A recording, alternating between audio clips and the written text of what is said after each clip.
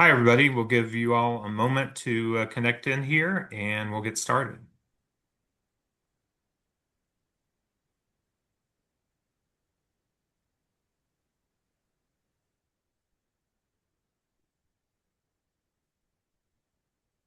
All right, we'll go ahead and get started as people are continuing to come in. Hello, everybody. Welcome to the eDiscovery Today hosted webinar titled Emerging Issues in Authentication and Encryption, Evidence in the Law, sponsored by S2 Data. Over the next hour, our panel will be discussing some very interesting and informative legal and forensic challenges tied to digital evidence and how to address them. A couple of notes before we start. We do welcome questions, and you can submit them via the Q&A button or the chat button on the screen there. We'll try to get to as many questions as we can over the course of the webinar, and we'll look to leave some time at the end for additional questions. We also welcome your comments in the chat, so if you have thoughts or resources to share, feel free to do so. We want to make this an interactive discussion. Also note that you'll receive a copy of the slides and a link to the video of the webinar after. So look for those either today or tomorrow.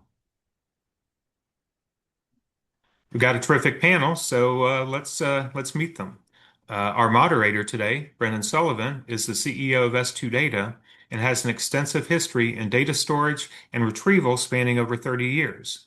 Brendan's history in backup tape development, manufacturing, data restoration, and remediation includes leading a manufacturing operation that took the first 1 gigabyte capacity enterprise tape cartridge to market and managing massive tape data recovery projects around the world.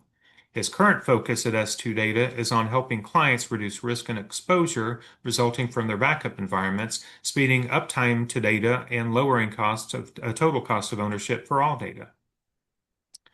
Brett Switzer is a principal at Berman Fink Van Horn PC, where he leads the firm's government investigations and criminal defense practice. Brett focuses his practice on private business litigation and white-collar representative matters for corporate clients and their executives when the federal government is involved. Brett handles litigation for clients and represents their interest against the federal government in cases investigated and prosecuted by the DOJ and many other government agencies. He also handles court-appointed cases for indigent defendants as a member of the esteemed Criminal Justice Act panel for the Northern District of Georgia.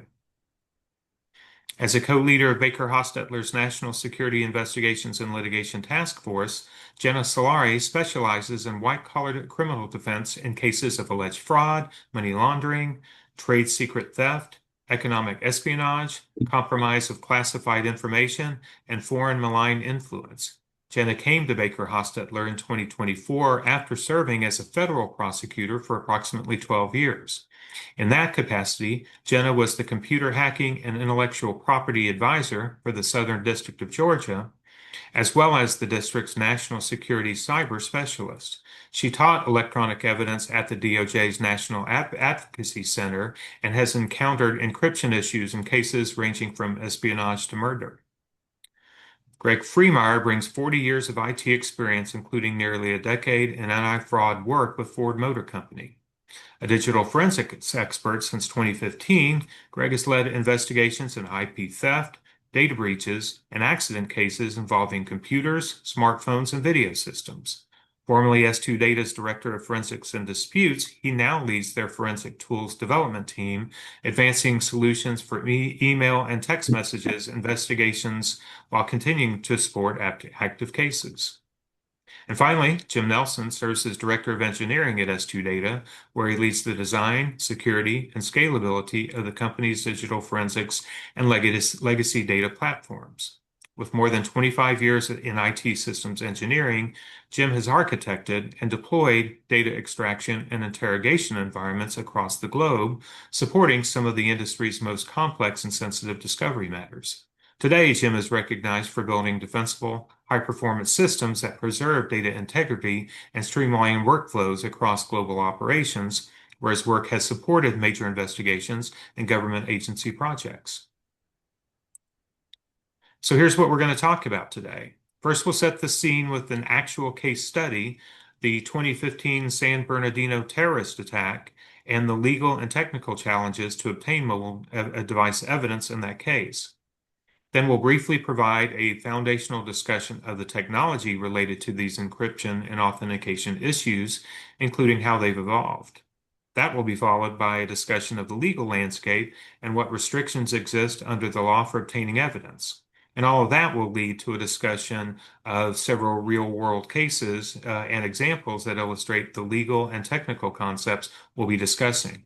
And as I mentioned, we'll try to leave some time for questions, but we'll try to address them along the way as well. Of course, any ideas expressed by us here today are our own, not those of our organizations, clients, or partners. Disclaimers are always authentic, whether encrypted or not. With that, I'll turn it over to Brendan now to lead the discussion. Brendan. All right. Thank you, Doug, and good afternoon to everybody out there. So as Doug mentioned, let's start the scene, or let's set the scene with a recap of something that happened in 2015 in San Bernardino, as many people may remember, because really this was the kind of the pivotal point where the intersection of encryption and law really started to take hold, and whatever rights were invoked with regards to our own personal devices. 12 people were killed that day. It was a terrorist act. Two perpetrators were subsequently killed in a shootout. The FBI seized an iPhone 5C, that was owned by one of the perpetrators who passed away. It was passcode protected, and there was a 10-try auto erasure invoked, which obviously led to some real complexity. Apple were compelled to help produce or to gain entry to the smartphone, but they formally opposed, and their opposition was based on an assertion that it would enable a backdoor entry into their operating system, and therefore decrease the security of everybody who actually used an iPhone. 3 months later, the Department of Justice announced that it had successfully gained access to that phone with the help of a third party. They did not disclose who that third party was at the time. So to start, before we get into the discussions and with everybody involved, let's start with you, Greg. Can you give us some definitions? Particularly interested in hearing about authentication versus passwords, compression versus encryption, and really what is happening when a smartphone is protected with a PIN. Sure. So authentication is something we all deal with daily. You have to get into your phone, you have to get into your computer, so you authenticate that you're a person. You're Greg Freemeyer in my case, and on my phone I can do that with my thumbprint. I can do it by punching in a PIN. I can type in a password into my computer. So all those are different forms of authentication. But before we even get to that, authentication doesn't mean you have authority. So it's important in legal cases to differentiate authority from everything technical. The court, the laws give you authority to do things. The ownership of a device gives you authority. But I don't have authority to go into my wife's phone and look at the information. That's not something I have that authority to do, but under the law. So we first get authority, then we need to authenticate. And then if there's encryption, we have another layer. And I consider encryption much like if you have a briefcase. Authority or authentication is how do you open the briefcase. But if you open it up and everything is in a foreign language, that's like an encoding mechanism. It's encoded into a different language, but we can convert it back. If it's encrypted, then it's just a bunch of hieroglyphics, if you will, that you have to have the proper keys to decode. So we have authentication and encryption as two separate things. And then encoding is a third thing, which is how do you format it for the software to work with it efficiently? Three different mechanisms. And then compression is mostly about like zip files or other ways to make your files as small as possible without losing any data or not losing too much data. It depends on what you're doing. Sometimes you're willing to accept a little bit of loss during compression. Okay, and tell me what's actually happening in an iPhone, particularly. So when a six-digit PIN code is applied, what are we actually encrypting? What is actually getting encrypted? Is it the data? Is it the device? Is it the container or the content? So an iPhone is very interesting, and the 4S, which is out now for quite a while, was the first iPhone that had built-in encryption and the data at rest, meaning just sitting there. You turn off the phone and there's no power to it. It is still all encrypted, sitting at rest on the phone. And then I believe it was the iPhone 6, Apple came up with what they called the secure enclave.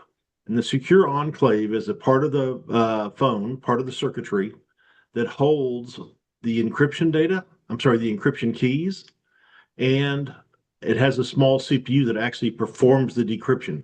So the decryption key never has to be pulled out of the secure enclave. It all sits and runs inside that secure environment. And that's what made the San Bernardino situation so tough, is the phone in question had all the keys inside the secure enclave, and Apple was not willing to participate in explaining how that worked or how to get anything unencrypted without the use of the actual phone itself in an authenticated state. So for the Apple phone, you had to authenticate first, and then you could use it to do the decryption. And since the PIN wasn't known, Apple basically said there's not a way to handle the data, and we're not going to help you figure out a way. All right, let's move to Jim. Of course, today we're discussing issues that are primarily aiming at the smartphone and the law. However, encryption on computer devices has been around some 50 years. I think IBM first came or first started to encrypt or give the possibility to encrypt computer devices about 50 years ago. It's advanced a lot, and I do remember in the early days, there was hope and some levels of or more levels of success of de-encrypting. Jim, can you give us a little bit of a brief kind of history as to how encryption has evolved, the changes from DES to AES 256 as is predominantly used now, and what key management is and how that works? Sure, key sizes have gotten a lot larger, so the difficulty in decrypting data is much more difficult than it was back in the day. Plus, our processing power is much faster, and we've got accelerators like graphics cards that help decrypt. But originally, most of the encryption was to protect against untrusted links. So when you were transporting data across lines that you didn't own, you had a leased line, something like that, and you wanted to make sure that if you copied data to a piece of media and then you transported that if that was lost, compromised, that you wouldn't lose whatever data was stored on those devices. But now the push has really come to be you want to keep the data encrypted throughout its entire life cycle. So entries, inside of databases, those tables will be encrypted. You'll have encrypted data at rest. So when you've got your SANs and NASs, the data that's sitting out there is encrypted, or if you've got it in the cloud, it'll be encrypted by your cloud provider, but you'll also have your encryption wrapped around it as well. So everything that's getting encrypted, you've got keys that are across the entire enterprise. Every piece of media is going to have its own unique key. So it's not like just having a passphrase is going to unlock all your data. You really need to have a system like a key management system that's going to encapsulate all those individual keys and then let you have a master, even like Keeper or something, KeyPass. Everybody has password managers now because you just have passwords for absolutely everything. So the entire life cycle of the data is going to be encrypted now, or should be. Thank you. Okay, so post San Bernardino, the then director of the FBI, James Comey, described a going dark problem for law enforcement. Jenna, can you help us understand what is the going, or what was the definition of the going dark problem, and what are its potential implications? Sure. So going dark, as you said, was a title, I think, given to the FBI and as a larger concept, the DOJ initiative to press providers and to provide Congress with information about potential legislation forcing providers to create these backdoors into their encrypted communications platforms that would allow law enforcement to get into things that were otherwise be out of reach. And in fact, going dark, I think, was really pushed to the forefront by Director Comey and became sort of part of the public consciousness following the San Bernardino attacks, but it actually preceded San Bernardino. It really came about as a result of Apple and Google announcing that their operating systems, Apple in particular, saying that it was going to encrypt most of the data stored on iPhones, so iMessages, photos, calendars, apps, by default in, I think it was about September of 2014. And so Apple made it clear that under that new practice, it really wouldn't and couldn't comply with government requests for data off of iDevices because it just couldn't decrypt the data. And so Google followed suit with a similar policy for its Android operating system shortly after that. And then Facebook, of course, announced that WhatsApp shortly after that would offer end-to-end encryption. So where federal law enforcement had been able previously to grab data in transit pursuant to T3s, so wiretaps, it could no longer do that with data in transit that would be end-to-end encrypted, with devices that would now be decrypted. And so what Director Comey wanted everybody to know is that DOJ and its law enforcement entities were going blind and deaf to things that were happening in critically important cases such as terrorism, so as you saw with San Bernardino, and child exploitation, organized crime. So Director Comey really wanted the public and Congress and these providers to understand what he perceived as the significant risk to the public that was being posed by the fact that we were going dark as to these communications. We simply couldn't access them. And so there was this sort of public battle between the DOJ and these providers, the providers touting privacy, really, because that's what was attracting users at that point and subscribers, and the DOJ pushing for this backdoor that was really portrayed to the public as, you know, this huge risk to their privacy, as if Big Brother was going to be combing through everyone's data, when in reality, all it was asking providers to make it so that the government, with a valid form of legal process, so a wiretap court order or a search warrant, could access this data. And the providers, to this day, for the most part, have refused to do that. Brett, let's talk about the Fourth Amendment rights and how that affects smartphone and encryption. The Fourth Amendment right, it's there to protect us against unnecessary searches and seizures, but we can suppress evidence with a reasonable expectation of privacy. Can you explain what this means and ultimately then discuss what a warrantless search might be? Thanks, Brendan. Yes, of course. So we see on the screen the language of the Fourth Amendment and what it prohibits, right? Prohibiting unreasonable searches and seizures. So what does that mean? Well, the courts have developed what's referred to as an exclusionary rule. And the purpose of the exclusionary rule is to deter police misconduct and further police misconduct. So it protects our reasonable expectation of privacy by prohibiting the use of evidence in criminal cases against a defendant where there isn't a warrant or probable cause and no other exceptions apply. We could spend a lot of time talking about the Fourth Amendment. I'm going to try to go through it pretty quickly and get us to kind of the status quo as it pertains to cell phones and capsules of large data. So you know, a motion to suppress, as a defense attorney, when I get discovery from the government, I'm looking at evidence and I'm trying to decide pretty early on, do we have a basis to move to suppress this harmful evidence that's going to be used against my client, right? And so what we're looking for is an unlawful search and seizure. I start by looking, has there been a warrant issued, a valid warrant that authorizes the government to execute the search and seizure?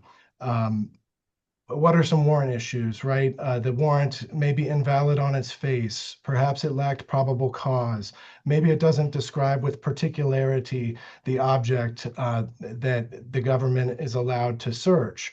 Um, there can also be issues with the execution of the search warrant. Perhaps the warrant authorizes a search of data within a particular date range, but the government searches a much broader, perhaps an entire cell phone, when they're authorized to look at 2 or 3 days worth of messages. Um, Now, there are narrow exceptions to the warrant requirement. This has been developed over a long period of jurisprudence, right? Searches incident to arrest, searches with a valid consent, uh, when there's exigent circumstances. So think of hot pursuit, or to prevent the destruction of evidence. There are narrow exceptions to search the immediate areas when you're in a vehicle pursuant to an arrest. There's the plain view exception. But by and large, what we're looking for when we get discovery in a criminal case against our client, if I'm looking at a large data production, right, I'm looking for a search warrant. There's other legal exceptions that are, I think, beyond the scope of this discussion: the good faith exception, the independent source doctrine, inevitable discovery doctrine, the attenuation doctrine. But if I find a grounds to move to suppress, this is an important moment for our client, um, because something that the government thinks is incriminating evidence, we potentially have a grounds to exclude it from the trial against our client. So why am I telling you all this about the Fourth Amendment, right? The courts were very cautious, and have been very cautious. They've told us they're cautious about applying law to rapidly evolving communications devices. The court has stated, the Supreme Court, the judiciary risks error by elaborating too fully on Fourth Amendment implications of emerging technology before its role in society has become clear.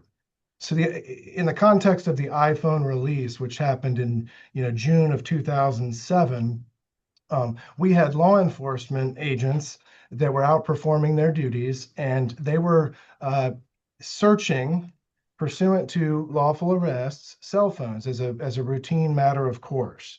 And so defendants and their lawyers, like me and the examples I've given, right, we're looking at large amounts of data that was going to be used against their client, and it was coming from a cell phone that was on the person of the defendant at the time of their arrest. And law enforcement was likening that cell phone to things like a pack of cigarettes. And the law had been developed to where defendants had been arrested with a pack of cigarettes in their pocket.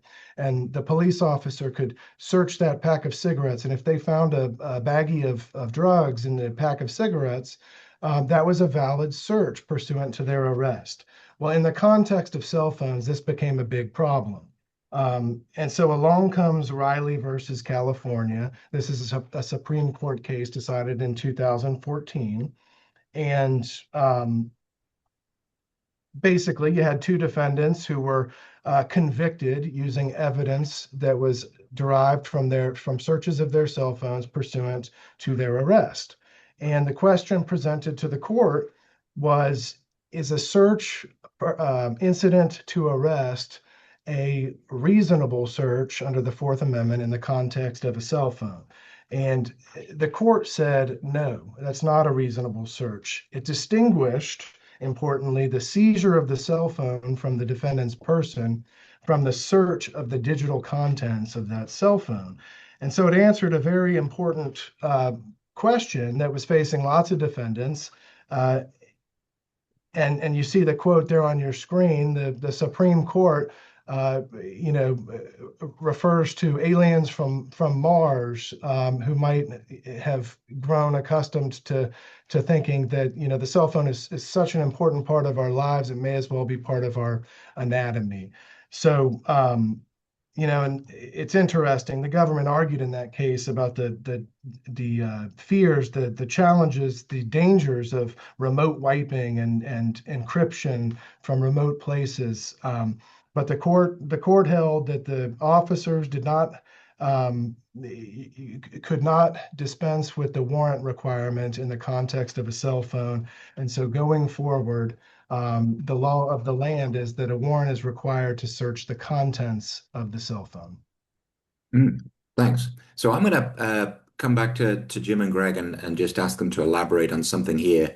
So the period of it seems that the definition between possession and access clearly is a factor that's for legal understanding. So there is that delay period between acquisition of the smartphone and access of the smartphone, which may be given or may not be given. And during that period of time, um, I think we're looking at do you have a warrant? Are you applying for a warrant or are you requesting a warrant? So during that period of time, we know in the computer world that metadata changes or factors can change within the metadata. So to Greg, tell us what the dangers are between the acquisition of the smartphone and the access of the smartphone that can relate to actual modification or potential modification of data, and what can be done or what should be done to reduce and minimize that risk. So there's a few things at play here. One of the things is let's talk about just an accident. Let's not get into a criminal situation, just an accident. You're driving down the road. The driver's being inattentive because he's working with his cell phone, sending text messages, whatever it may be. He's working with the cell phone as opposed to full attention on the road. Well, there's logs being generated inside the phone, but those logs have a short duration, maybe 2 or 3 weeks. It varies phone by phone and how much it's being used, but it's a matter of weeks. So if you take that phone and you just put it in a evidence locker for 2 months before you pull it out and actually acquire it, the logs that may have existed when it was put into evidence may not still be there 3 weeks later or 3 months later or 3 years later. And we've absolutely seen that. So there's an urgency to getting the data preserved off the phone if you want to get 100% of what's there. But then there's also a risk if you leave it on. Well, some data disappears when you turn it off. If you're trying to get through an encryption layer, if the previous user, let's say they're deceased or uncooperative for some reason, but they had previously connected to that phone and put in their PIN and it hasn't been powered off, that's considered after first use. So we have different mechanisms of getting into a phone, quote, after first use, that are more capable than those before first use, which is it's been powered off and powered back on. So the encryption key has never been in RAM. So we have these various scenarios of what's happening and what the different conflicts are. One of the solutions used by law enforcement extremely commonly is a Faraday bag. So they'll take the phone and put it in a Faraday bag that allows it to stay powered on, but it also prevents any signals from getting to it. So no new text messages come in, no overriding of information because not much is happening. And it also prevents that wipe request that Brett mentioned. So one of the things that a person can do if they lose their phone is go to apple.com and put in, I want to wipe my phone because it's been lost or stolen. You can do the similar thing with an Android. Those requests have to get to the phone somehow for it to actually happen. And the Faraday bag is a great way to block that, keep anything new from getting to the phone. Thanks. Let's move to Fifth Amendment rights, particularly as it pertains, I think, to smartphone, the right to protect ourselves against self-incrimination. How can being compelled to share a passcode be self-incriminating? Jenna, can you unpack that for us, please? Sure. Well, I think the first thing to remember about the Fifth Amendment protections are that they apply against the government. So here we're talking three things exist typically for someone's Fifth Amendment right to kick in, and those are cops, custody, and interrogation. The Supreme Court has said that in that context, no person can be compelled to be a witness against himself. And the way the Supreme Court has interpreted that is to mean no one can be compelled to provide to the government what's called testimonial evidence. So then the question becomes, what is testimonial? For the most part, cases have held that a purely physical act that doesn't carry any inherent meaning, like handing over a key to a container, traditionally has been viewed as non-testimonial, meaning that person is not testifying or acting as a witness against himself, and so there is no Fifth Amendment privilege or protection against being compelled to perform that action, again, such as handing over a simple key to a container. But compelling an individual to reveal knowledge of a password or a PIN is generally viewed as forcing that person to reveal the contents of his own mind, to engage in a mental process and provide the government with the result, which obviously is more than a simple, meaningless physical act and is a form of testimony or testimonial evidence. So when I used to teach this concept to federal law enforcement agents and officers, this may be oversimplifying it a bit, but I would tell them, for the most part, if what you seek to obtain could be obtained from someone on the autopsy table, then it is non-testimonial. In other words, a fingerprint or the appearance of someone's face or what their retina looks like. That is something that could be obtained from someone in a coma or someone who is deceased. Therefore, it obviously doesn't require any mental processing to provide the government with the result, right? So the fingerprint, the face, the retina. However, passcodes and decryption keys are entirely different, right? To provide the government with a passcode, you have to retrieve it from your own memory. You have to sort it in your mind and then provide the government with the completed result of your mental process. So certainly you couldn't get that from someone who was in a comatose state or deceased. So the simple way to think about it is, again, if you could get it from a dead person, it's non-testimonial. But if it requires someone to actually engage their own mental processing and then spit out a result, that for the most part is going to be testimonial evidence. So where that comes into play, and there's one really tricky area when we talk about things like cell phones, is biometrics versus what we'll call passcodes or PINs, right? So when the government obtains a search warrant, for the most part these days, they ask, along with the authority under the Fourth Amendment, to search for and seize certain items. They also ask for the court's authority to use a reasonable amount of force to compel someone they have reason to believe is the owner of a smartphone or some other memory storage device that can be unlocked with biometrics. They ask for permission to use a reasonable amount of force to cause that person to unlock the device with those biometrics. Again, if that's a facial unlock or a fingerprint, the court typically grants that authority. But that's very different from asking the court for authority to compel someone to reveal a PIN or a passcode. That is not something the government asks for because agents know that's not something the court can authorize them to do. They cannot compel someone to reveal that PIN or passcode. Where it gets really tricky and where we've seen some cases really splitting that hair, but in what I think is a correct and meaningful way, is when we're talking about biometrics. So for the most part, fingerprints, right? This is where it gets tricky. Agents have run afoul of the Fifth Amendment when they have that authority in a search warrant to compel a biometric unlock of a device. But what they do is they essentially hold the phone in front of the subject and say, put your finger on this phone and unlock it. What that causes the subject to then do, and remember, could a dead or a comatose person do this? What that causes the subject to then do is lift up one hand or the other, choose of the 10 fingers the one that unlocks the device, and then apply that digit to the device to cause the unlock. That is testimonial, says almost every court to have considered that, because it requires mental processing. It requires somebody to think about it, choose the hand, choose the finger that unlocks the device, and then essentially, through that person's own actions, tell the government how to unlock that phone. The proper way to do it with that court authority pursuant to the search warrant, the courts have said, is to tell your subject not to do or offer anything, but take the device and then simply manually take that subject's hand. The agent has to essentially guess which hand and which digit may unlock the phone and hope that he or she gets it right in the number of chances, I guess, that are allowed by that device. So there is that really tricky area where even the use of biometrics and forcing a subject to essentially tell the government which biometric unlocks that device can still run afoul of Fifth Amendment protections. Interesting. Brett, still with the Fifth Amendment rights, what's the difference between an act of production doctrine and foregone conclusion? Can you explain to the audience the differences between and how that pertains to smartphone container versus content? Sure.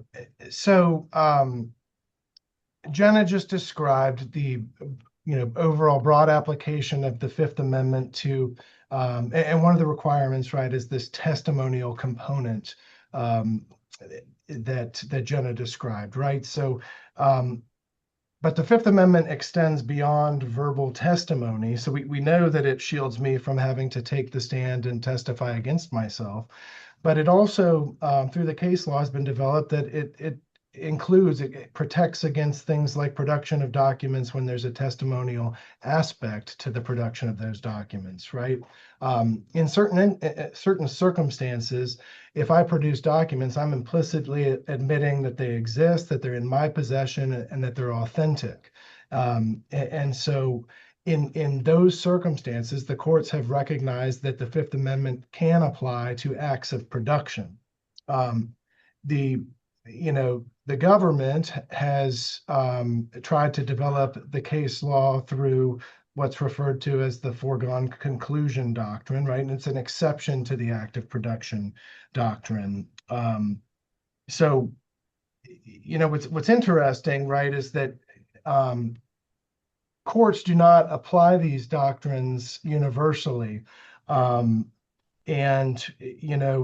in some of the important decisions, maybe I'll back up. So the act of production doctrine, one of the important cases that developed this, right, was a case called Fisher. This is a 1976 case. And it was a case where an accountant was subpoenaed for documents, right? And the question became, well, are the documents themselves privileged? Is the act of production privileged? And the court said, that the accountant, it was not the accountant's documents that were being subpoenaed, it was his clients, right? The documents did not enjoy a privilege. And in that instance, there was no act of production that applied because all he was doing was surrendering documents. He was not making any of these testimonial statements that would be protected, right? So contrast that with a case that's referred to as the Doe case, Doe 1. And this was a case in which a sole proprietor was subpoenaed for records. They were the sole proprietor's own business records, and they included some things like bank records from accounts in the Grand Caymans. And so again, the documents themselves are not privileged, but the court found that the act of production was protected under the Fifth Amendment because the sole proprietor, by producing the documents that were requested pursuant to the subpoena, would be admitting that they were his, that the documents existed, that they were authentic, and therefore it could incriminate the party that was being asked to produce them, right?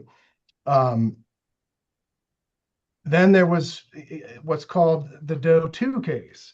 And that case involved similar records, right? The grand jury was subpoenaing bank records, again, think accounts in the Grand Cayman.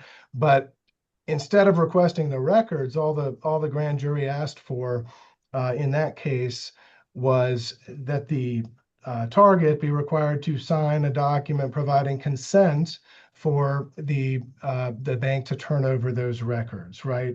And there's a controversial footnote. I think it's Justin Stevens refers to the surrender of the consent, right?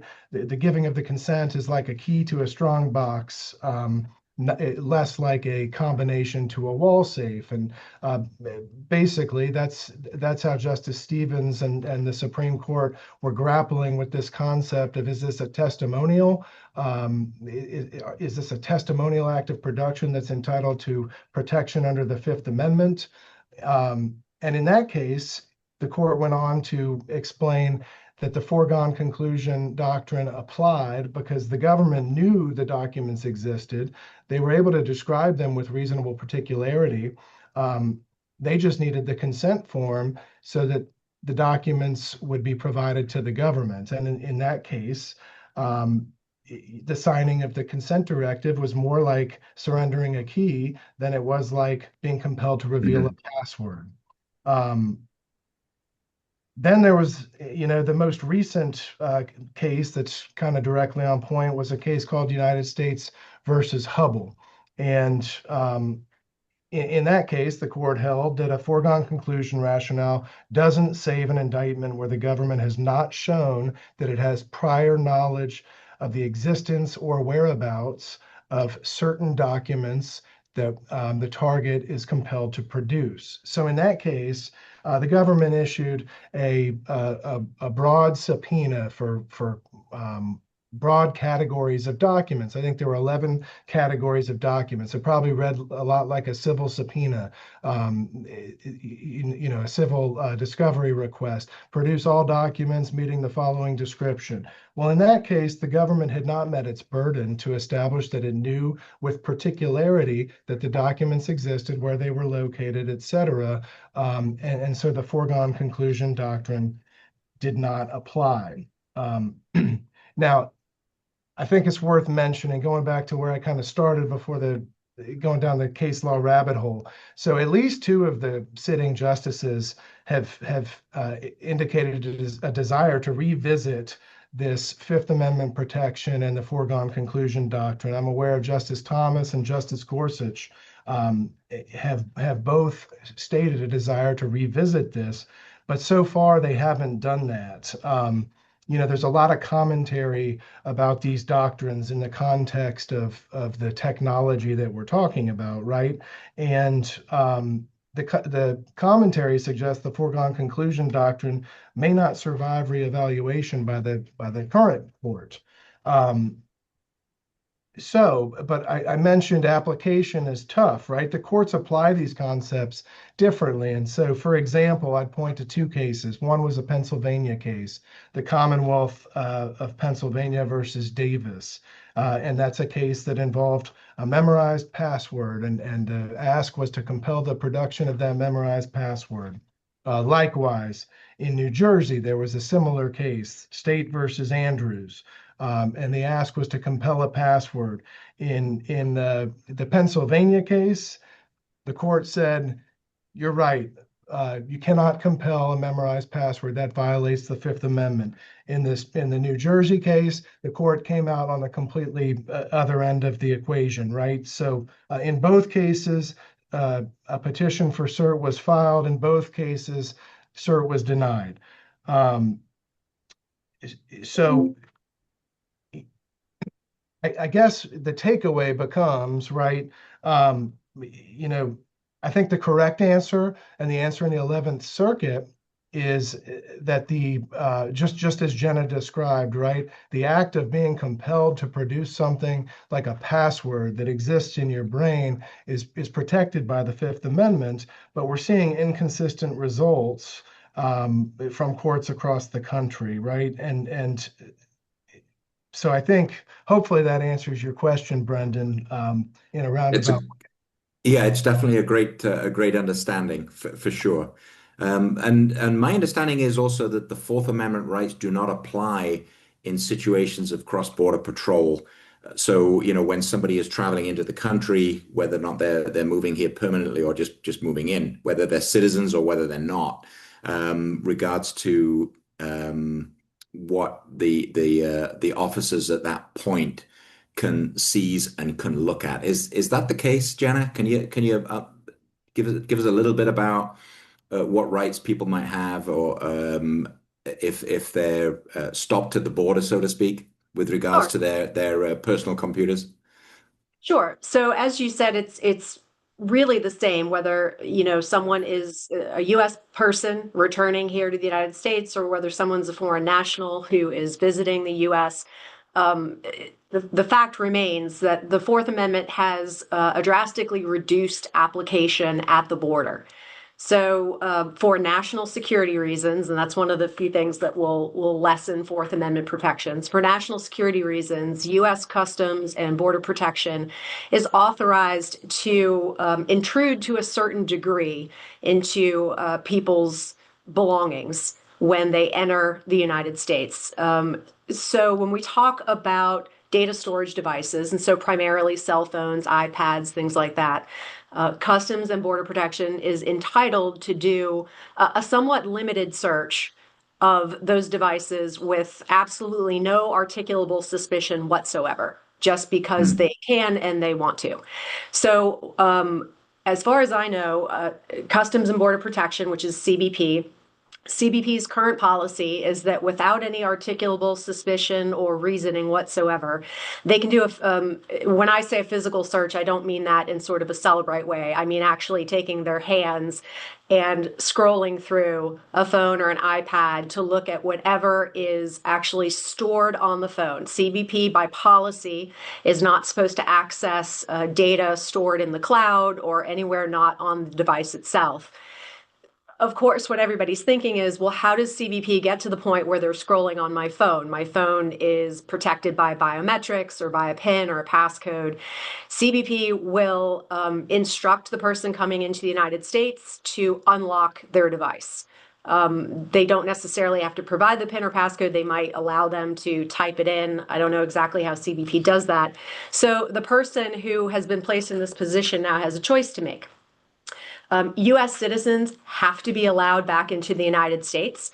So whether they agree or decline, they will be allowed back into the country. They won't be denied admission. However, if the U.S. person decides they're going to decline to provide the PIN or the password, that can result in CBP allowing the person to move forward into the U.S., but detaining the device and perhaps placing it, applying forensic tools to see if they can unlock it. They may end up keeping the phone, depending on whether they can unlock it and what they find on there. So again, that is a choice to make. A U.S. citizen can certainly politely decline, and it may be that CBP just doesn't want to waste any additional time, and they'll be allowed in the country. But again, the question of whether their device will be released with them is one for CBP to answer. Persons who are not U.S. citizens, who do not reside in the U.S., may be, and probably at this point in time will be, denied admission to the U.S. if they are asked to allow CBP to look through the contents of their phone and they say no. Again, that's a choice they can make. CBP, as we've discussed with passcodes and PINs, they are the government. The Fifth Amendment applies against the government. They cannot force persons to testify against themselves, so those PINs and passwords cannot be compelled. I don't know at this time, based on CBP policy, whether CBP is engaging in essentially non-consensual use of biometrics. I don't know whether they're actually picking up a person's finger or whether they're holding up the phone to someone's face to unlock it. I just know that right now, certainly if a non-U.S. person denies access to their phone, it heightens the risk of being denied entry to the U.S. But again, based on no suspicion whatsoever, CBP can, if it is able, conduct just that physical search, again, using their hands to open up things and scroll through things to see what's on the phone. Primarily, they're looking to make sure no one's bringing contraband, so for instance, such as child sex abuse material into the country. But they're also, especially these days, I am told, looking through social media that is accessible on the phone, and conversations via WhatsApp or Signal or whatever, to see what people are saying about I guess, politically contentious issues. For instance, Israel versus Palestine and things like that, to make sure that they're not letting anyone into the U.S. that is perceived to have, I guess, anti-U.S. government ideologies such that they might be dangerous inside the United States. So they do that without any suspicion whatsoever.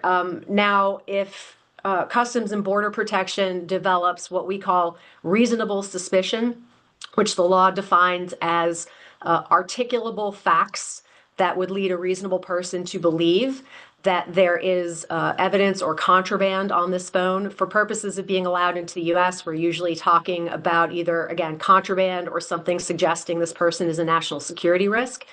If there is an articulable suspicion of one of those things, the phone will typically be detained for a forensic examination. Depending on where the person is attempting to enter the US, that may be done right there on site. Other points of entry don't have those forensic tools right there on site, so it may be sent off-site to, what we colloquially call dump the phone. The person, again, may or may not be allowed entry, depending on whether they are a U.S. citizen, but that phone will be sent off-site for a more detailed forensics examination. Because I'm assuming that CBP sticks to those Fourth Amendment requirements, which, by the way, differ from circuit to circuit.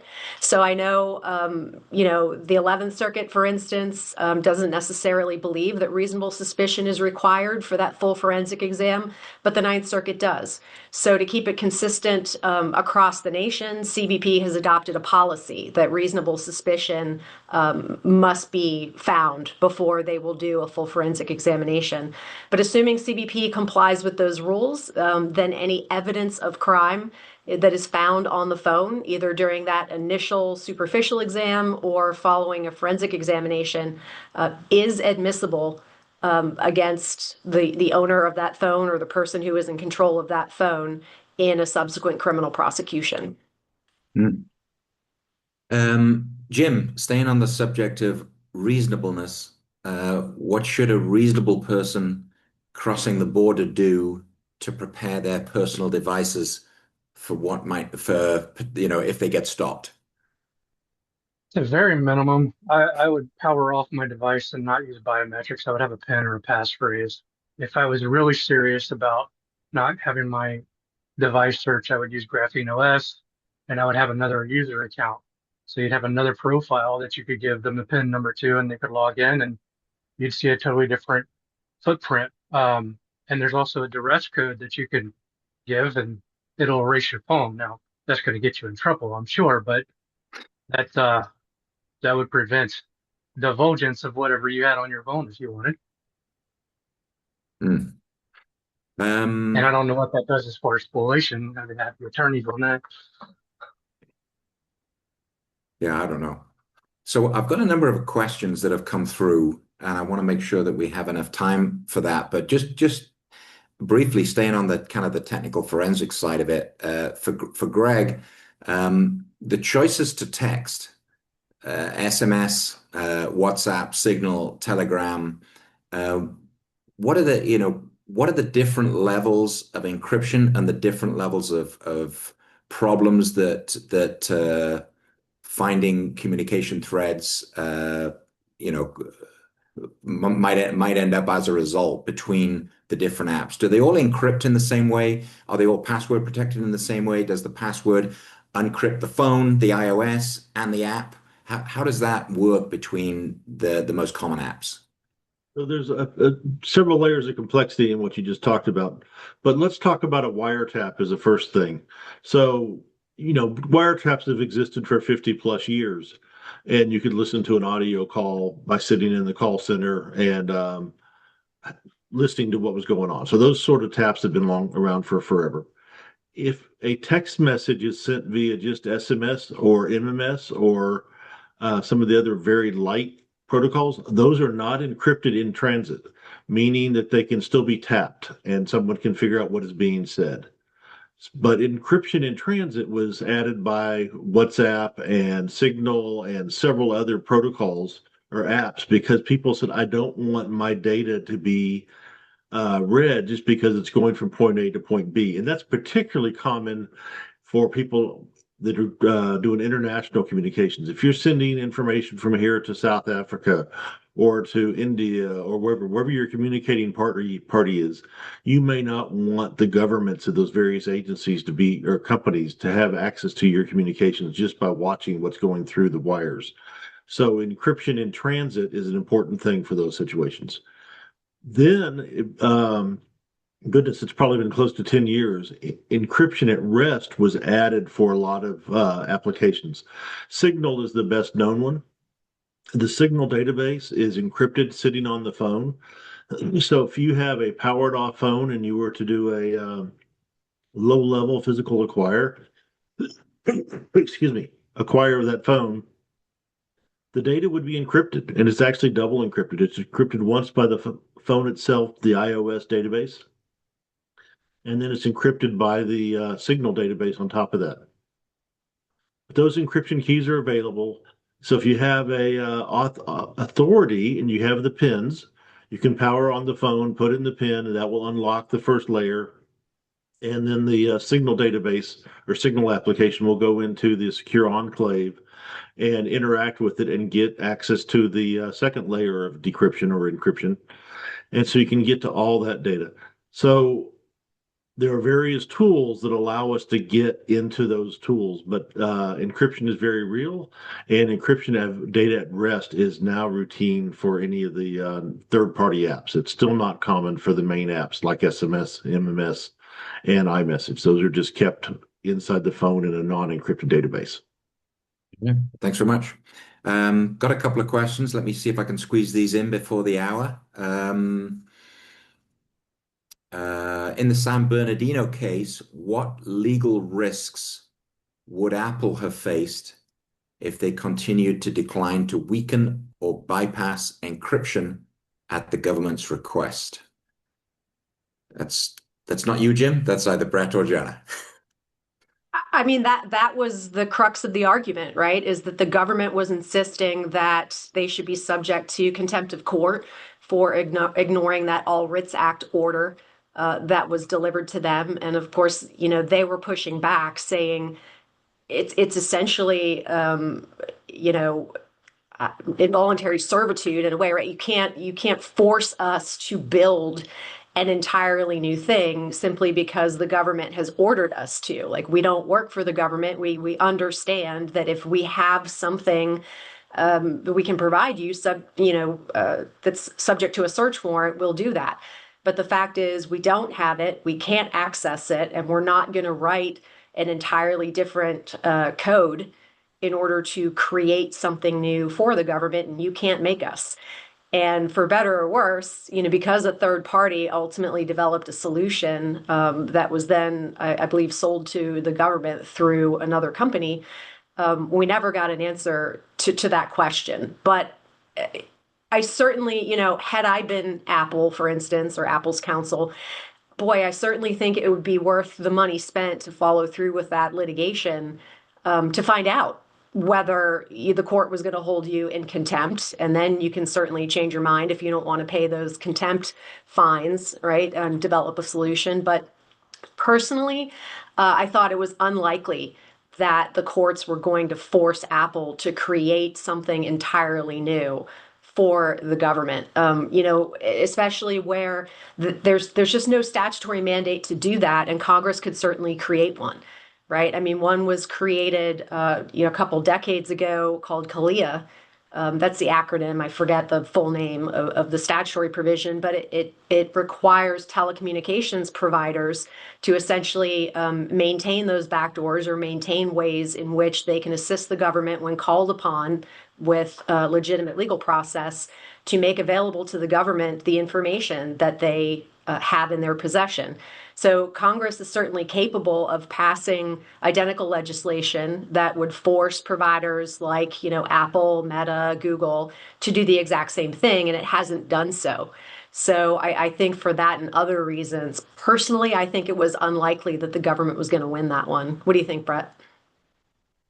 I think that's well said, Jenna. I mean, the other side of the equation is the business side, right? And Apple's in the business of providing these devices that we carry with us everywhere we go, and we rely on the privacy to some degree, right? To a reasonable degree, that our information is not going to be made public. And so from the business perspective, I understand the need to maintain that privacy and to fight for the public in that sense. And so there were definitely competing interests. It's not an easy answer. Hmm. Doug, do we have time for one more question? Can I? Yes, go right Yeah. ahead. I know we recognize folks we're getting to the top of the hour, but we do want to get to at least one more question. So take Okay. it away, Brendan. This one will be to Doug or Jim. Sorry, to Greg or Jim. How do encryption and authentication protocols impact the defensibility of data handling during investigations? Sure that they do. When we gather data, we typically gather it in the encrypted state. If it's off of a computer, and then we decrypt it later, so we have that chain of custody all the way through. If it's coming off of a device like a MacBook or an iPhone, we also have to decrypt it with the actual device. So that's something we haven't talked about today. But the decryption takes place on the device itself. That's true of any Mac device basically made in the last 7 years or so. So it's important to get the decryption right then and there. But I'm not aware of any case law that says that invalidates the chain of custody. The chain of custody is still valid. We're using the device itself to do the decryption, and then we're documenting what it is we captured, and we calculate the what are called the MD5 hashes or the SHA-256 hashes, which we use to show that it isn't modified after the collection process.